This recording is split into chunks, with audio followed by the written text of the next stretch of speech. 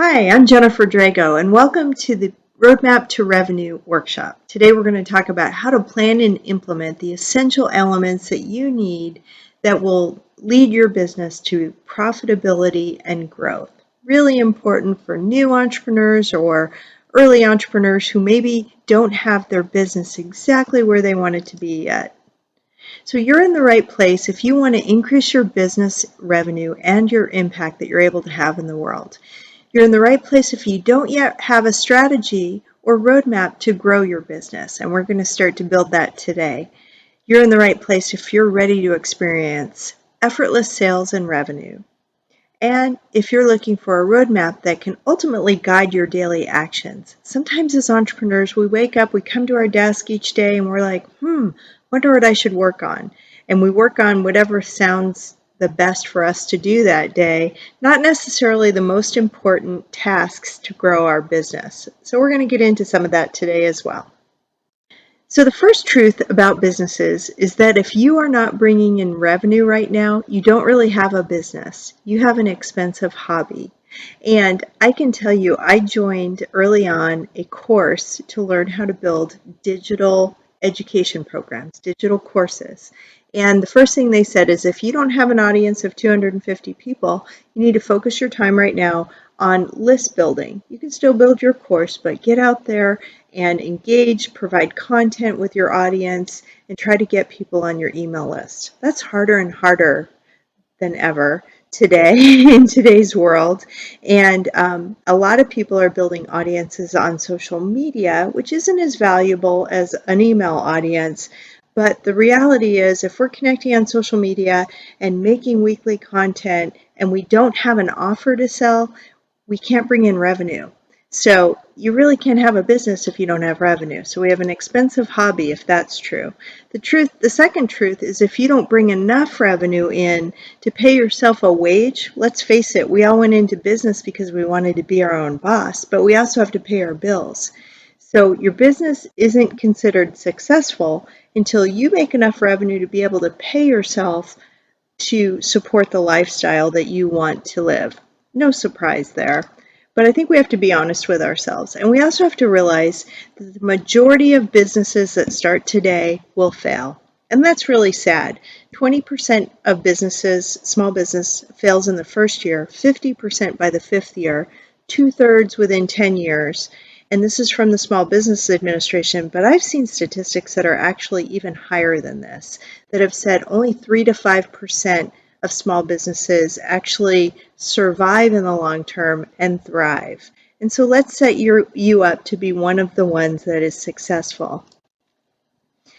Here's another sobering statistic. The Federal Reserve reports that 600,000 businesses fail each year, and during the pandemic years of 2020, 2021, where we were still impacted, 200,000 more businesses failed in those 2 years. So it just goes to show how something completely outside of our control can have devastating impacts on our business. And so we're going to set your business up so that you can pivot and you can add products and services that continue to sell even during challenging times, such as the economic downturn that we're facing today. What are entrepreneurs looking for? Well, this is just a few of the things, but we want to sell effortlessly. We want people to know, like, and trust us and just want to buy from us because we are the experts in our field and we have fantastic products. We may also want to get off that content creation hamster wheel that I was talking about earlier to build our audiences. We want to work a limited work week so that we can enjoy time off to recharge, but also to spend with our family, friends, and to do the things we enjoy.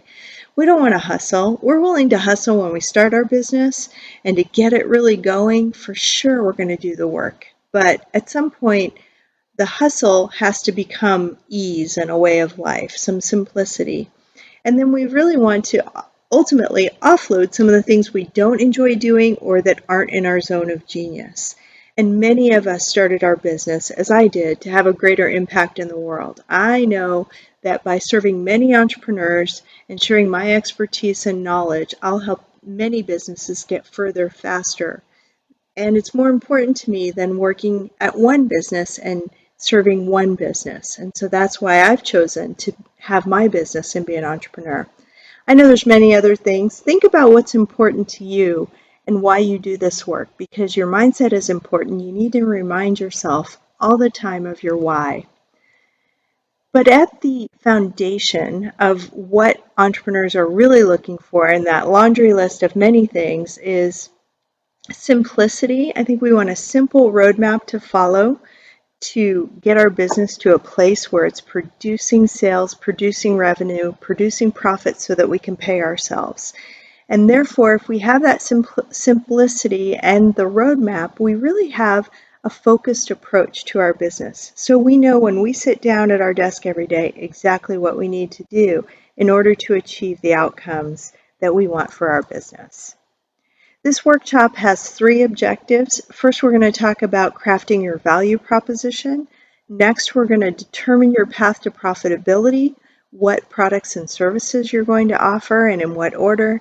And then we're going to learn a little bit about some of the ways to implement consistently. So first, we're going to talk about crafting your value proposition. And so what is a value proposition? A value proposition is a 1 to 2 sentence pitch that helps you attract the attention of your ideal customer. And you will use your value proposition quite a lot. So if you don't have one, I'm hoping that you will start to develop one today. And I'm going to share mine in just a second. But you will use this on the header of your website, the very first thing that people see when they click on your website to show them who you serve and how you serve them. It will be in your social media profiles. You will use it when you meet people in person or online, virtually networking, to describe in just a couple of sentences and seconds who you are and what you do. And so a value proposition consists of a couple of things. First, you want to be speaking to your ideal customer. So who is your ideal customer? Your value proposition usually starts with, after your introduction, hi, I'm Jennifer from Peak to Profit, and I help entrepreneurs who want to grow and launch their businesses to blah, blah, blah. Okay, so your ideal customer can be, usually you want to describe them in terms of, sometimes in terms of gender or types of workers or types of people. It can be lots of things, right? But think about who your ideal customer is when you want to sell your package. I want to be really clear. This doesn't mean that you can only work with that customer. Sometimes people feel like that when we talk about creating an ideal customer avatar or ICA, that they're limiting their business too much. And that's not really what this is about. But when you're just starting out, when you're trying to build that revenue, speaking to your ideal customer, the one that's most likely to buy a product from you or a service from you, you really want to be specific. You can always add other ICAs in the future, but start with the ideal customer that's going to be most attracted to what you have to offer and also have the wherewithal to pay. And we want to get to know them. I like to do this through interviews of ICAs, of actual people who fit my ideal customer. That's the best way to understand the struggles that they're going through, their pain points. If they could wave a magic wand, what would they want right now to solve their pain, whatever their pain point is or whatever their struggle is? And again, we can do that through interviews. We can also do that through Facebook groups. And other ways where we can really listen to our ideal customer talking. Ideally, we can ask them questions, but we can listen to them and what they need, what they're asking for. And then also in your value proposition, you want to describe the transformation that you offer. So how do you help that ideal customer? What do you do? You want to know how you get them from here, point A, which is where they have their pain points, to point B, which is where you've helped them remove those pain points, and you want to describe that transformation, what exactly you offer that's going to help them. And then another thing that you can add to your value proposition, why should they work with your company? Why you? Why your company? Why should they trust you to help them through their transformation? And so here's my value proposition. So I help overwhelmed entrepreneurs launch and grow their businesses so they can increase profits, work fewer hours, and amplify their impact. So I talk about who I serve, how I serve them, and what the transformation is that they're going to achieve through working with me. I haven't yet in this version talked about how I'm different. But I actually have a second sentence that, depending on the situation and how much time or space I have, I'll show it to you in just a second, where I add my expertise. So I use this, as we talked about, on my website homepage, when I have an elevator pitch that I give, when I'm being introduced to somebody, or when I'm networking, on my social media profile. And then I also use it in written online introductions, which I do quite a lot through different Facebook groups that I'm in. Here's my expanded value proposition, where I added a second sentence that says, with over 30 years experience in strategy and operations, I offer business consulting and coaching to help small business leaders accelerate their path to profitability. So in that second sentence, I'm explaining a little more about the transformation, but also sharing my expertise and why it would be valuable for an overwhelmed entrepreneur to work with me if they wanted to launch or grow their business. And so here's a little bit, since we're talking about me, I'll just expand on that briefly. Hi, I'm Jennifer Drago. I've had a 30-year career in heart-centered operations, working for hospital systems, creating wellness programs, and in senior living organizations. And in the course of that 30 years, I've launched over 20 different businesses or service lines, depending on where I was working, and as well as 3 brand new nonprofits that continue to serve our community today. So I'm really proud of that. I've also been an entrepreneur at different times in my career, as I am now. So I'm not working in the corporate world, but what I do now is I work as a business consultant and a business coach, again, to help those overwhelmed entrepreneurs. And I'm married for almost 30 years and mom to 2 adult sons who are amazing and smart, and one of them is even an entrepreneur himself. So your turn. Now I'm going to give you a handout so that you can also do this work, but it's really time to start taking a crack at your value proposition. If you don't currently have one, if you do, I would encourage you to take just another look at it. I can't tell you how many times I've changed my value proposition in my first year of operation, probably at least 4 times. And I think it is something that we always need to continue to strengthen, make clearer, and it's going to evolve with us as our business evolves. And the reality is, we have a vision for where our business is going to be. The road is kind of windy, and so we may not end up exactly in the same place that we planned a year ago in my example. But it's time to get a value proposition and practice it over and over again. So it's second nature. It comes right out of your mouth. It's smooth and it's clear, and it tells everyone exactly what you do. Okay, so you can pause here if you want to take some time to craft that.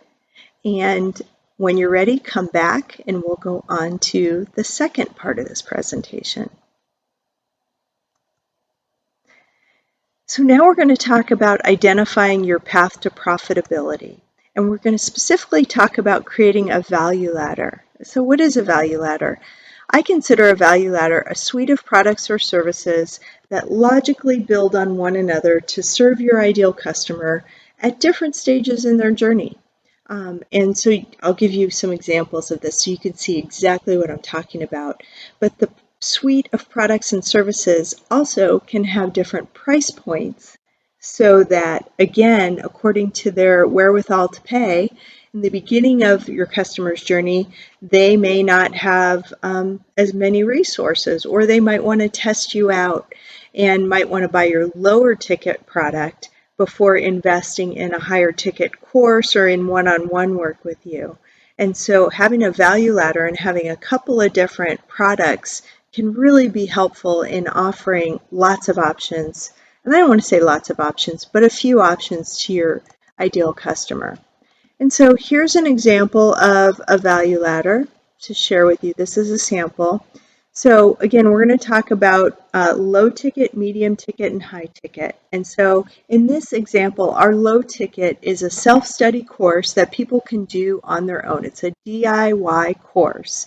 Comes with a template and some bonuses. It's self-paced and $97. So it's loaded on the website and anybody can buy it at any time. It's a great option for a trial product or for someone who truly wants to do the work themselves with just a little guidance. The next part of this sample value ladder could be an upscale and upgraded course that is taught live and has Q&A associated with it, as well as ongoing group coaching. So for example, it could be a 6-module course taught over the duration of 6 weeks. And each week there is a live Q&A call where people can come after they've listened to the course material for that week, and if they have questions that are hanging them up or holding them up, they can share those in the group coaching and get their answer from the moderator. In this instance, $597, 6 weekly modules. Okay, and then the high ticket part of our value ladder could be a VIP day or a done-in-a-day service. So those might take about 6 hours, but instead of teaching somebody how to do this through a 6-week course or a self-paced 6-module course, this is where a consultant or the expert is actually working one-on-one with, in my case, a business owner, and offering services that are done in a day. And so you can then turn those around and at the end of the day, the customer has whatever the product is, and they don't have to go through 6 weeks of coaching. It's actually done for them. So I've seen lots of things wrapped into VIP days. Can be consulting services. I actually do a strategic intensive in a day. It could be copywriting services, sales page in a day. It could be, I've seen a website in a day. I've seen back-end systems built in a day to support a thriving entrepreneurial business. So lots of things can be done, but you can see here that the idea is to have a low ticket, a middle ticket, and a high ticket. And generally the higher ticket, the higher service, the higher touch. And so in this instance, do it yourself is self-paced, done with you is the live course with group coaching opportunities, and then the done for you is the VIP or done in a day service. And so what I want you to think about with your path to profitability, if you don't have any services or offers yet, what could be your minimum viable product? And by that, I mean a product that has just enough features to be valuable to your client. It's really designed as a market to go to market as a test, and it's intended to be updated over time with client feedback. So for example, a self-paced course could truly be a minimum viable product. If it's got 6 modules, it might take, 4 hours to record and get it uploaded to a website, after you kind of plan and organize it. Your minimum viable product in many cases is going to be your one-to-one service. So that done in a day service that I just described could be your MVP, and you just need to write, a little bit about it on a web page so that you could sell that. So you can describe, okay, here's what I do, and here's how it works. It'll take 4 to 6 hours. Get on a call with me. We'll make sure that you're a fit for this service. We can talk about the investment, and boom, you're ready to bring that to market. And so you don't have to have different products and services to start. In fact, my goal for you would be to think about what product or service could you, if you don't have any right now, could you get up and running? And if you have one, could you add a second? So at least you have a lower ticket and a higher ticket service so that you have some choices and options for your ideal customer. And what's the minimum viable product of the second product that you're going to build? And again, you're always going to evolve your products and services, but you have to have something out there to sell, or else people don't have a way to pay you. They don't have an offer that they can respond to. And so again, in this example, which could be your minimum viable product? And consulting on an hourly basis could be an MVP. It doesn't have to be a done-in-a-day service. Any of these really could be an MVP, depending on what you have currently, whether you can upgrade it.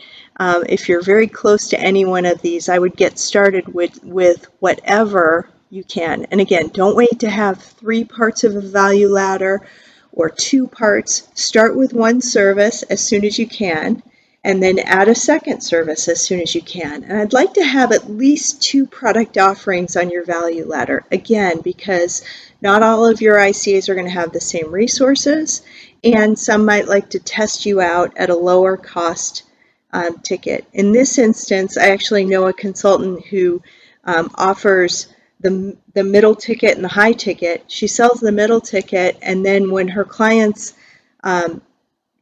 don't really finish the course, because who's bought a course and maybe didn't finish all of the tasks in the course, when they don't finish but they really need to get the work done, then they'll come back and hire her for done in a day. So that's kind of an interesting phenomena, I thought. Okay, so now it's your turn. What is your minimum viable product that you can bring to market quickly? And again, the goal is get an offer on the table so you can start talking about it and start to bring in revenue. And you can pause here if you like and add the information to your worksheet, and I will go on with the third part of the presentation shortly. Okay, and so the third part of our presentation today is all about implementation. So now you have your value proposition, you know what your value ladder is going to look like, and you know which product on your value ladder you're going to bring to market first. And so we're going to talk about implementation, because once you have a great strategy, you have to execute.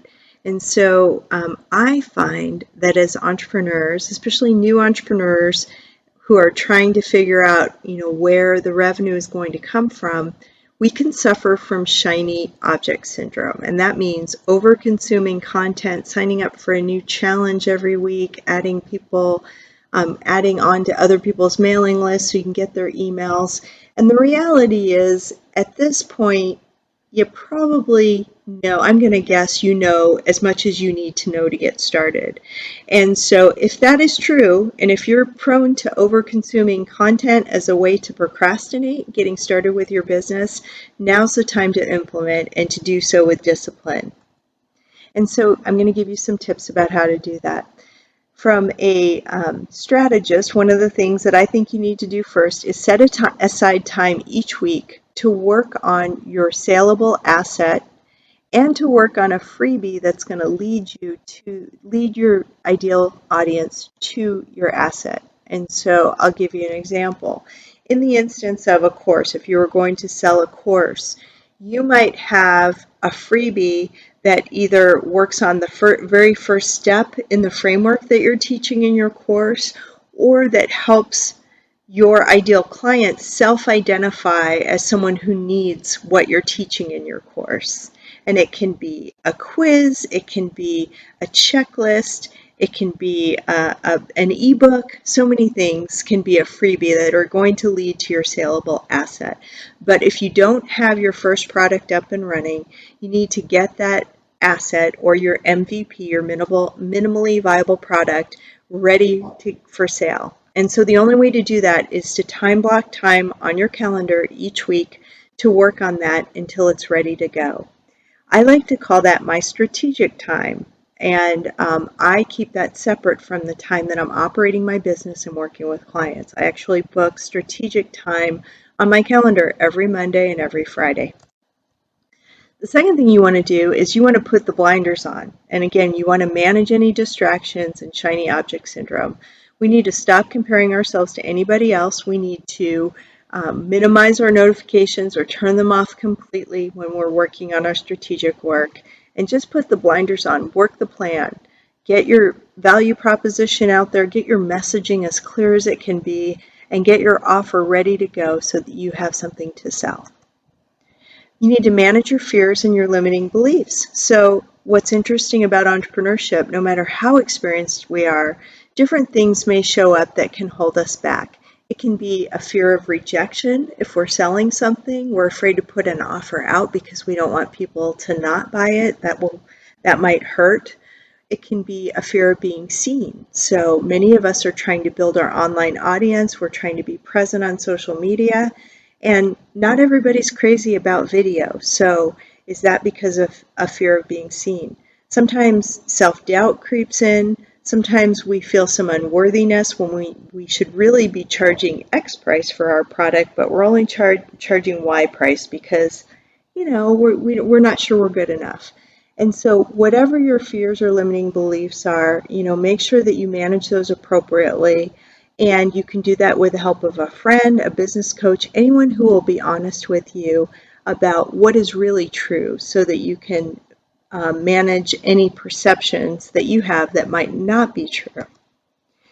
And then another thing that you can do is continue to warm up and build an audience, delivering consistent weekly content to your audience. Now, I don't go into list building, that's a whole nother topic for another day. But if you're trying to build an audience on social media, you should also be trying to lead them to your email list so that ultimately you'll be able to sell to them. And you can do that through a blog, through a video, through podcasts, through weekly lives, however you want to do that. I actually capitalized video. Guess why? Because video is king and queen and everything in between. Video really rules the day in today's day and age. So if you're not comfortable on video, get comfortable on video. And it's the best way to establish yourself to an audience and to establish that know, like, and trust factor. The quickest way is through video. And so implementation is important, as I mentioned, because if you have a strategy and you can't execute, the strategy doesn't mean anything. And if you don't have a strategy, like we talked about today, we're kind of starting to build our roadmap to revenue, then trying to execute is aimless. You're going to be throwing spaghetti at the wall. So make sure that when you are implementing, it's according to a strategy that's going to lead you first and foremost to revenue. Because when you have some dollars coming in, then you can make some choices and leverage that revenue to grow parts of your business or to hire a team or to pay yourself, because that's really important as well. And so let's do just a summary and an action plan from each of the three objectives. So the action plan from crafting your value prop is to know and research your ideal client. And by the way, that work never ends, in my opinion. I like to continue to research my ideal client and upgrade my thoughts about that, my research, about quarterly. Secondly, you want to develop your value proposition. That's the statement that says, I help whom do what. And then use your value proposition in all the appropriate spots to communicate what you do, and do it with confidence, because confidence sells at the end of the day. The second part of your action plan is to plan your value ladder. Now, you're not going to build everything out today, but kind of have an idea, and it may change over time. That's okay. Have an idea where you're headed, and then figure out which product on that ladder is going to be your first product to market, your minimally viable product, and then you want to create it in its bare bones form as quickly as you can, get it out there, and iterate it over time. You'll have great customer feedback. You'll be able to increase your pricing on that product over time as you add more and more value to it. Then you want to determine and develop a freebie that leads to that offer so that you can start to identify clients who might ultimately be able to and want to buy that offer. And then after your MVP is up and running, start to work on other products.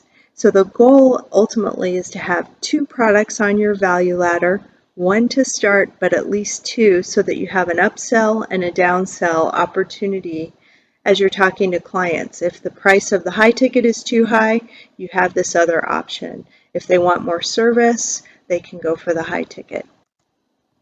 And then the third thing in our roadmap to revenue is really to implement consistently. And so we need to set aside time weekly, that strategic CEO time, to build our business, to build and market our product, our MVP, to build out other products after that first one is built and is being offered, and then to network and connect to our prospects continuously. We absolutely have to set aside time to help us do that.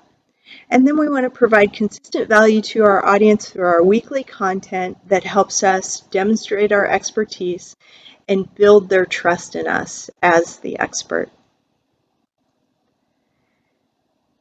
I want to share with you ways that you can work with me to learn a little bit more about how to get actual expertise and my value that I'm able to offer to truly build out the full strategy to launch or grow your business. And so this value ladder might look a little familiar to you because, yes, I have a self-study course on my website. It's $99. And it's 6 modules. You can read all about it on the website. What's nice about the Align Your Impact course is it comes with some bonuses, a bonus dashboard template, a productivity pack. But if you buy this within the next 10 days, I'm going to say by August 12th, I'm going to throw in a free 30-minute call with me where you can review the work that you do in that course and get some feedback from me, or you can just use it as a strategy session. Your choice. So for $99, you get 30 minutes of my time plus that course. I also do a strategy intensive that's done in a day. It will include that Align Your Impact if you so wish, but it also, I walk you through a visioning exercise for your business, where you're headed becomes your destination. We build your 3-year roadmap of how you're going to march toward that destination. We build solid goals and tactics for year 1 of your business. We build your dashboard, and you get to walk away and implement that the very next day. And so that's another service that I offer that's really done for you. But then the add-on to that is that I can, if you want ongoing accountability and mentorship, we can take that strategy day and add on to it bi-weekly coaching sessions, 11 bi-weekly coaching sessions, which will really get you 6 months of coaching and strategy that will build your business and make it strong. So if you are interested in either of those last 2 options, I'd love to book a clarity call with you just so we can talk through what your goals are, what you want to accomplish, what type of business you have or want to launch, and I can make sure I'm the right fit for you as well as explain the investment. And so as I mentioned, if you're interested in the self-study course, you can purchase that online at peaktoprofit.com by August 12th, and then I'll send you a special scheduling link for the one-on-one bonus time. If you're interested in the strategy intensive or the business coaching, I have discounts that are going to apply also until August 12th, and you can schedule a free clarity call at the website as well, peaktoprofit.com. My goal in offering these services is to help you build and grow the business that you envision. I know that you can have a sustainable business doing the work that you love while positively impacting others, and I am here to support you. That is what Peak to Profit is all about. So thanks so much for attending this workshop. I hope it was valuable. And if you have any questions, please reach out to me via my website, and I would be so happy to support you. Thank you.